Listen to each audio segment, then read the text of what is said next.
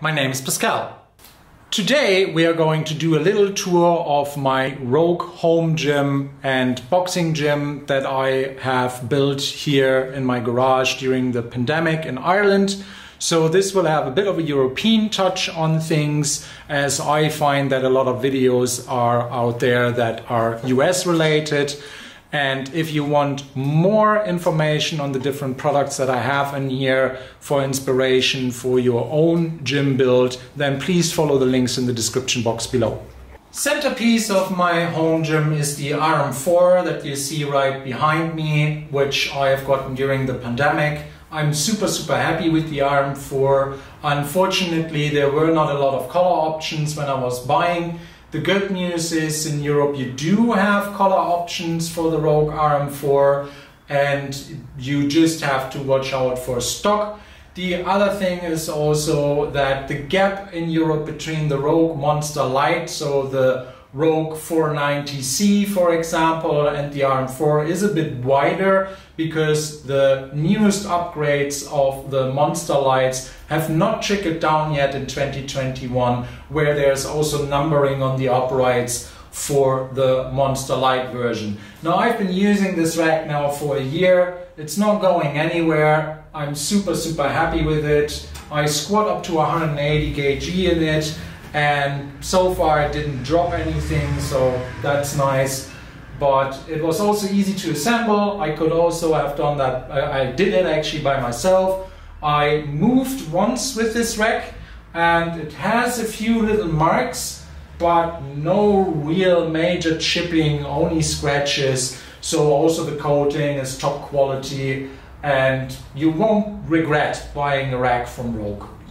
For the barbell, I personally chose the Rogueeurope Power Barbell in stainless steel. It is widely considered one of the best powerlifting barbells that you can currently get on the market. Now, of course, you can always debate that. When somebody claims best, then you just have to prove one thing wrong and then all of a sudden it's not best anymore. But anyway, common consensus is that this is a really solid bar for powerlifting, and I agree with that. What I do with this is squatting, deadlifting and bench pressing. Now I'm not doing any huge numbers. My deadlift max is 200 kg, my bench press is 150 and my squat is 180, so I'm throwing about 140 regularly, and this barbell is not going anywhere. It has a fairly aggressive knurling that you can also see from the blood and the few bits of t-shirt that are actually in here. So if I gave it a good rub with a brush, then it will be clear again. After a year of use, I don't have any oxidation here. Now the garage is fairly dry, but I'm still living in Ireland where it is a bit damp. For you as an indicator, how much oxidation can I expect? Well, so far the stainless steel is going strong with nothing at all. If you're in the US, you are lucky, because in the US there is actually an upgraded version of this barbell available, which is called Agro, which has more aggressive knurling. So if I could have a do-over, and if I was in the US, I probably would go for the Agro barbell. Now, alternatives to this barbell, I think if I did a lot more overhead work, which I don't, if I was snatching and clean and jerking regularly, then I would navigate either to the Pyros bar, if I'm really kind of semi-professional for Olympic weightlifting, or if I had to buy for myself, I would go with the Rogue Chan bar. I think these two bars are great if you want an all-around barbell for snatching, for clean and jerking. I think the Chan barbell has the more interesting design and is a nice to look at all-around barbell. If you want to save money, of course the Rogueeurope barbell, just the basic option, is the best value for money that you can get from Rogue if you wanted to use it for everything. But when you're buying for yourself, you usually can consider that you only buy once if you buy something nice, because you don't have the same amount of usage as other people would have in a commercial gym. Therefore upgrade with a bit of color, go on the 300-400 bracket and then get the Rogue Chan bar or the Fraser bar, which is basically a colored Rogueeurope bar. So yeah, this is my thinking on the barbell and why I chose this one. So now here we have the Rogue change plates, which are also used quite a bit. And if you are running a Wendler 5v1 cycle, then you definitely want those because you have smaller increments to work with. Also for beginners, probably having a few change plates is better because your jumps won't be like in 10, 20 kind of kg jumps if you're going up by 10%. The only thing I would do differently if I was to purchase it again is I wouldn't get the full set. I only would get the half kg or 500 gram one, 2.5, and the 5 kg one. Because to be honest, the yellow one, the 1.5, the green one, the 1 kg, and the blue one, the 2 kg, because I got the full set, I rarely use them, if at all. So I'd rather than buy again and do the 5, 2.5 and the 0.5 and then maybe get some micro plates, you know, the ones that go up to 500 grams, rather than getting all these in between plates that I'm barely losing anyway.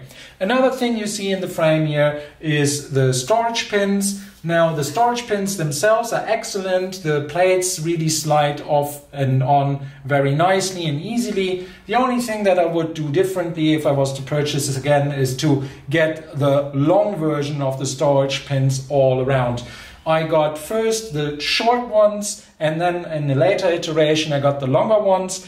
I also forgot to include the pins in my first purchase. So if you're buying a rack, get storage pins, put them in there directly, because otherwise you're just going to kick yourself, and get the long ones because mainly what you're caring about is storage. Now, another thing that I've forgotten to put into my purchase were bands. Now, these are just some random bands. Rogue has also the monster bands. Now, why do I like the monster bands better? Because they are a full circle. You can also use them for hip circles and all kinds of leg work, and you can also attach them to the rack for lat pulls. Because one thing I'm really direly missing in this gym is a proper lat pull station, which I haven't installed yet. So now next part of the gym are the Rogue black training plates. I also have a dedicated review of those on my channel. I like them a lot.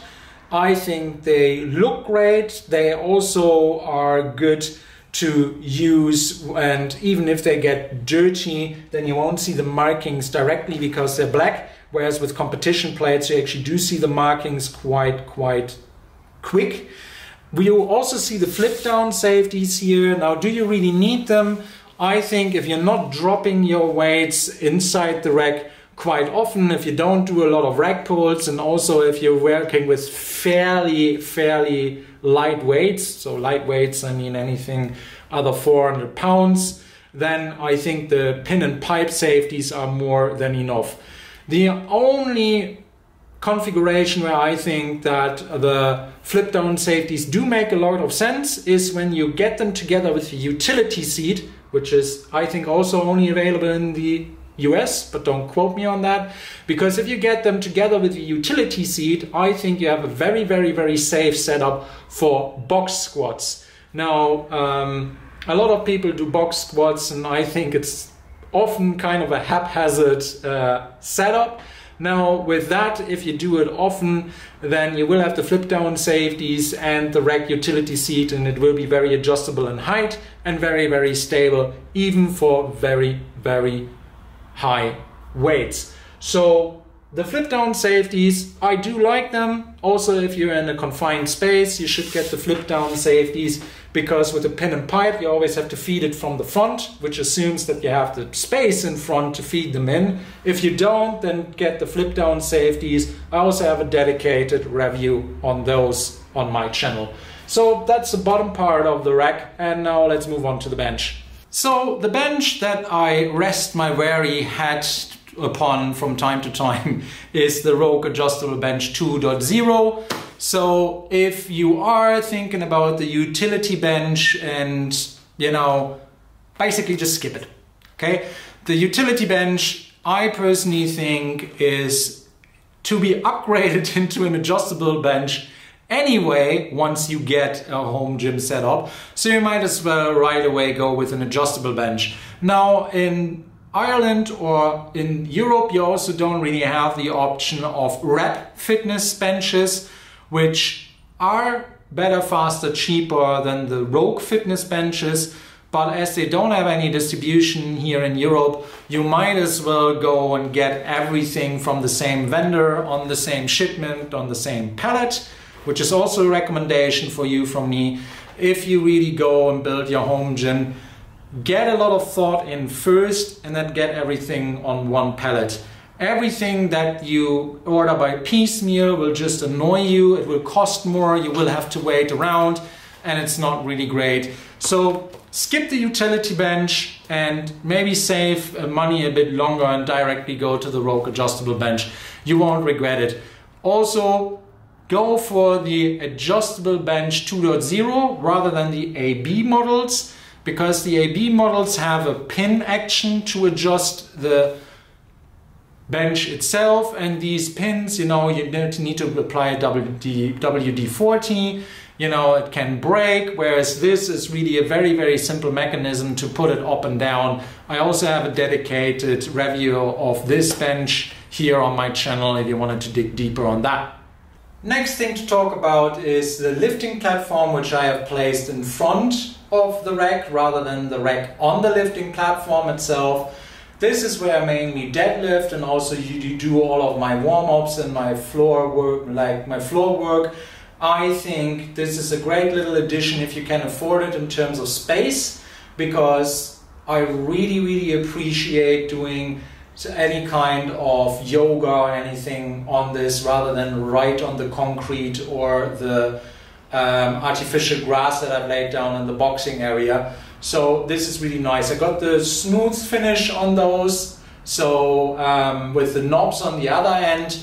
To be honest, it doesn't matter which kind of finish you need. The only thing I will say about this, what was a shame, is here in Europe you can't get the deadlift platform that is available in the US, which is only 2 of these little squares wide.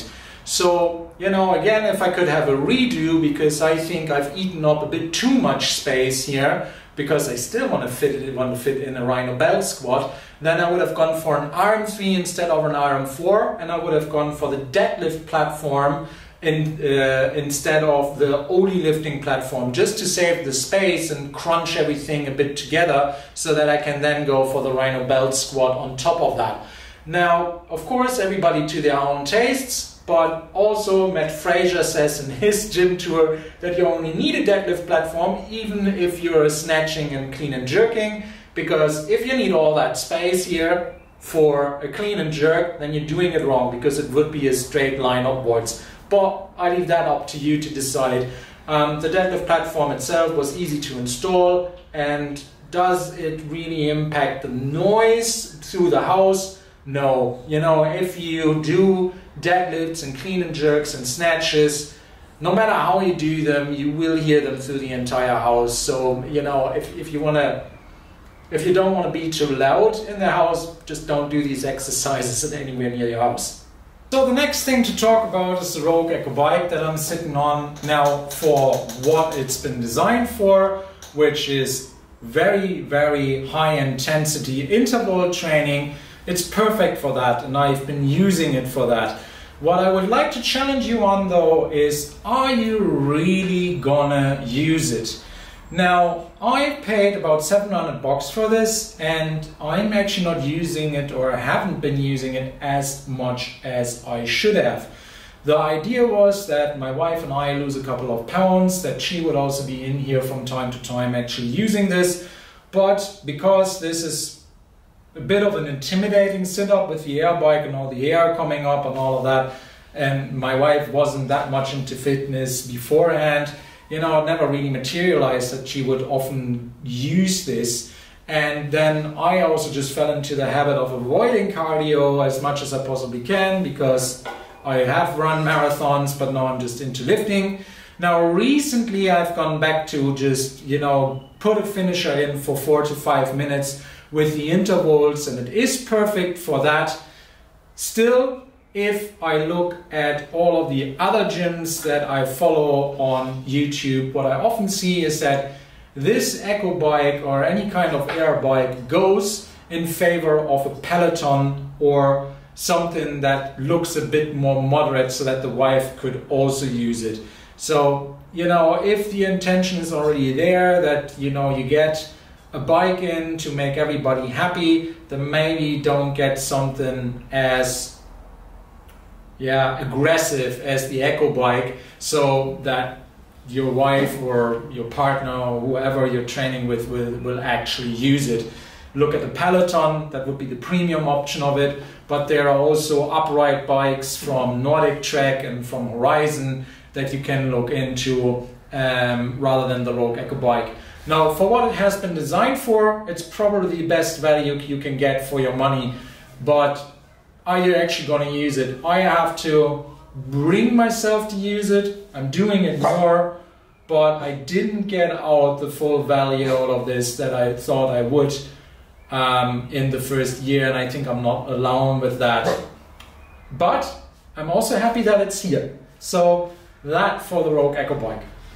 Now, next part of the gym that we want to talk about is the boxing area that I got in. Now, I highly recommend to get one of the pieces that I'm showing you right now, rather than all three, into your gym to get something that is really nice for conditioning. I really personally like boxing. I'm not doing it enough because at the moment all the conditioning that I'm getting in is the Rogue Echo bike. I've designed this part of the gym also with an eye on my stepson to accommodate for everybody, and you see there, you know, there runs a bit of a red thread through this. If you're designing your own gym, then really design it for yourself or for the main user, because what will end up happening is that the people who are not already training like, you know, idiots like I am, then they won't really join in the long run, and then you've actually spent some time and space on things that are not really being used, like this speed bag here and like the spar bar. Now, in itself, the speed bag is from Tiger Claw and the bag is from Super Pro, so it is really functional. It does work, it does the trick, you know.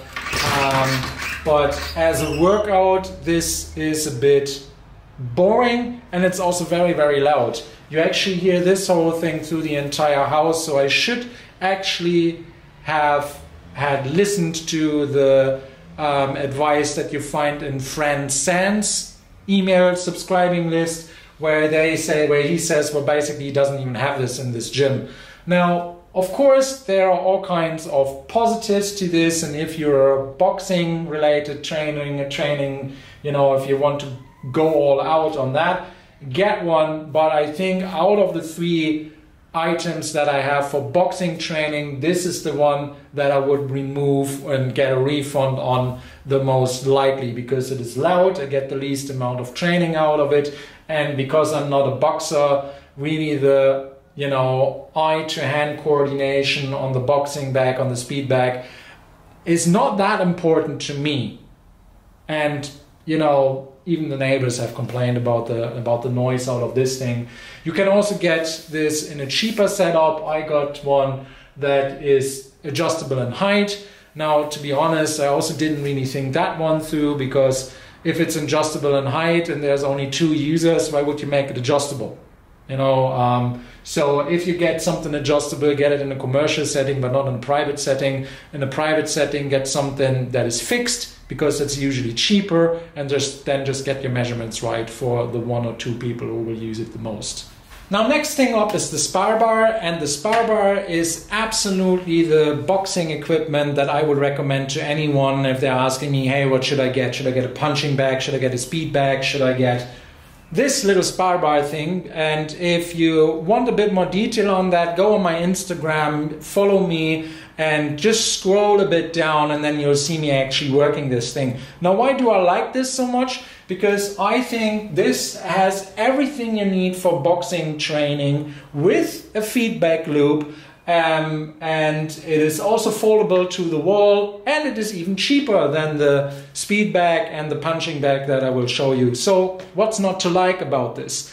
Now, why do I like this a lot? Because it punches you back.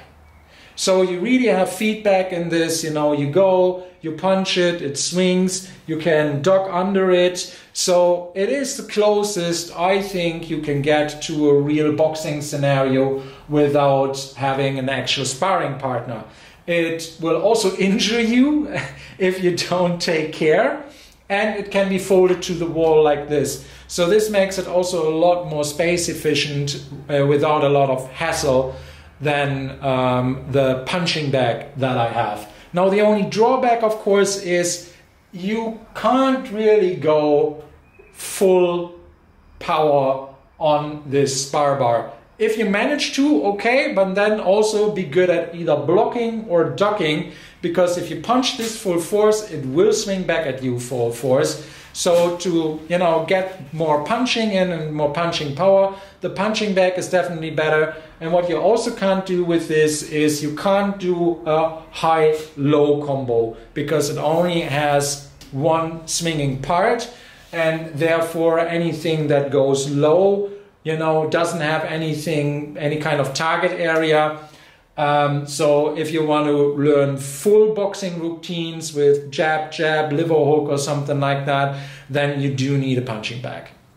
Now this is the punching bag that I'm using, and if you are more than 80 kg, then you should get one of the heavy punching bags. That is at least the advice I've been given. Maybe they just wanted to upsell me, who knows. The punching bag here is full leather. I didn't get any kind of logo on it, because these usually come apart in the long run. So just really get something simple that is heavy and can take a punch. Now I do have the T-bar set up here right above me, where I can hang the bar from. It is also drilled into the wall. Don't do that yourself if you're not a handyman, because that really needs some considerable skill. And also, you know, check the wall before you install something like that, because it has to be a carrying wall. If it's not a carrying wall, the whole thing might come off the wall at some stage when you punch it really heavy. Now, if you're working a punching bag, always work it with gloves and with wrist wraps, because if you don't, then you will actually hurt your wrists. Again, if you want more details on that, please look up the boxing coach Fran Sands. Great entry point for beginners. I wish I would have followed his advice a bit more closely, rather than just going, yeah, okay, I want a boxing area in my gym, and, you know, getting stuff left, right and center, and now it's barely being used. So there you go, you know. Also broke a cardinal rule there for setting up gyms, which is, you know, look at the exercises that you're actually doing today, and then get the equipment that will actually help you to do these exercises. It is a lot less likely that you will change your entire workout routine just because you got the gimmicks and the toys. Yes, you will talk yourself into these, and you will do more boxing or more rope skipping or more whatever it is that you should do more of that you're currently not doing, but ultimately you'll just default back to what you've been doing for years. That is way more likely. So, you know, go into these things cautiously. Last thing to talk about is the artificial grass, and here's Cupcake, our English bulldog. So if you hear your barking or snoring in any of our videos or my videos, you know, that's the reason. So the artificial grass was actually an excellent idea of my stepson to save some money. So what this does is you get a nice contrast to the rest of the gym in the garage. You are not directly on concrete, and it is a lot cheaper than the gym tile flooring that you can get from Rogue Fitness or from other vendors. So if you want to transform an area that has a lot of concrete, but you don't want to floor it with gym tiles entirely because you think that is too expensive, which is what I have done. Like behind me, you have the area where I lift, and this is the area where I do my blaze pot work, and if I do it, my boxing work, and there you don't really need the gym floor mats, so you can actually use the artificial grass to make the whole place a bit nicer, because you have a bit more color rather than just the black, unless you get colored flooring mats, but that's a different topic altogether.